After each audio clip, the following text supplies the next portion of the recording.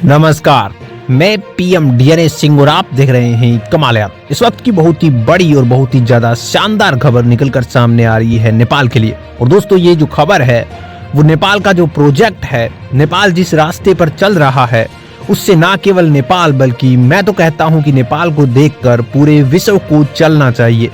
कहीं न कहीं नेपाल की ये जो सोच है, जो कि पर्यावरण के प्रति कहें या फिर अपने यहाँ पे एनर्जी पावर को बढ़ाने की प्रति कहें, और वो भी दोनों चीज़ों को कन्वेंस करके ये एक बहुत बड़ा प्रोजेक्ट हम कहें कि विश्व के लिए, और हर एक देश को इस तरह के प्रोजेक्ट लॉन्च करने चाहिए, नेपाल से सीखना चाहिए इस चीज़ को। अब ये क्या चीज़ है और कब तक ये सक्सेसिव हो जाएगी, ये सारी बातें मैटर करती हैं। तो हम इस वीडियो में यही बात करने वाले हैं कि नेपाल का ये जीरो एनर्जी पावर क्या है।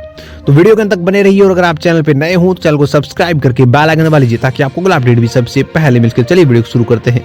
दोस्तों, नेपाल जो कि विश्व की सबसे सुंदरतम कंट्रियों में से एक है, और उसकी सुंदरता प्राकृतिक है, और वो अपनी प्रकृति से बहुत ज्यादा प्रेम भी करता है। ना केवल नेपाल की गवर्नमेंट बल्कि नेपाल के जो लोग हैं वो उनसे भी ज्यादा यहाँ पे प्रकृति से प्रेम करते हैं, प्रकृति से जुड़े हुए लोग हैं, प्रकृति से उनकी आय है, व्यय है, और इसके साथ साथ हम ऐसे कह सकते हैं कि इस सुंदरता के कारण उनकी इकोनॉमी भी सेटेबल है।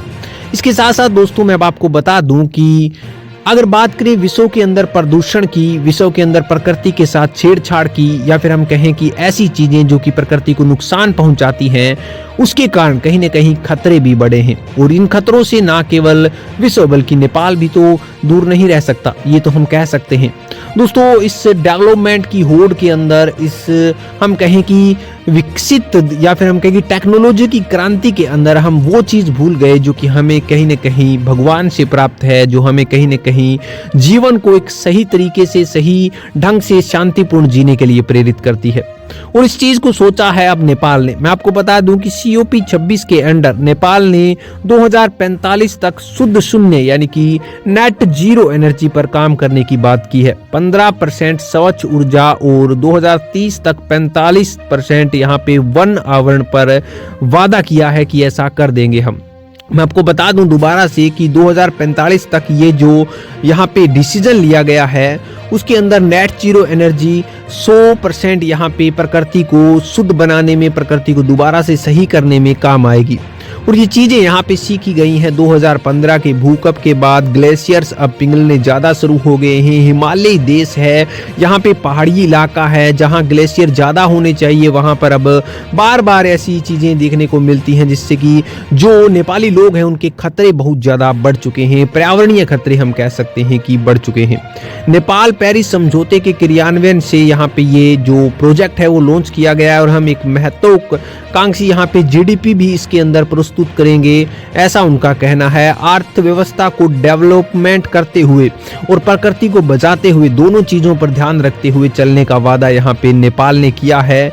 नेपाल की लगभग 80% आबादी आज प्रकृति और जलवायु से प्रेरित खतरों से खतरे में है, और पिछले 40 वर्षों के दौरान अकेले यहाँ पे नेपाल देश में प्राकृतिक आपदाओं के कारण लगभग 6 बिलियन अमेरिकी डॉलर का भौतिक तौर पर यहाँ पे घाटा हुआ है, जो कि किसी भी देश के लिए सबसे बड़ा घाटा है। और अगर बात करें लैंडलॉक कंट्री की, और अगर बात करें क्षेत्रफल की दृष्टि से कंट्री की, तो ये सबसे बड़ा घाटा हम कह सकते हैं।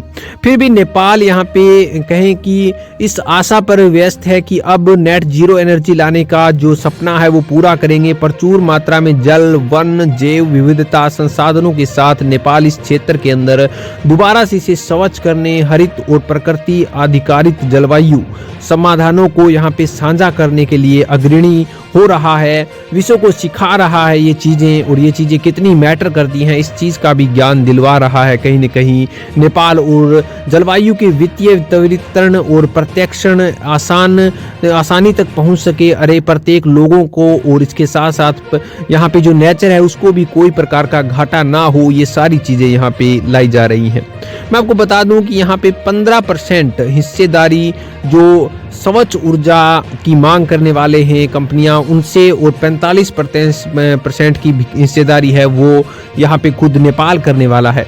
यूनाइटेड किंगडम ने भी यहाँ पे ग्लोबल्स के अपने अखबार के अंदर छापा है कि ये सबसे बड़ा कार्य होगा, और 26वें कन्वेंशन ऑफ पार्टीज के दौरान वर्ल्ड लीडर समिट को संबोधित करते हुए नेपाल के प्रतिनिधित्व मंडल के जो अध्यक्ष हैं उन्होंने भी इस चीज़ की घोषणा की है और नेपाल के इस कार्य से यहाँ पे बड़े बड़े यहाँ पे देश हैं वो भी प्रभावित हुए हैं और उन्होंने कहा है कि ये एकदम पॉजिटिव वे में जा रहा है नेपाल।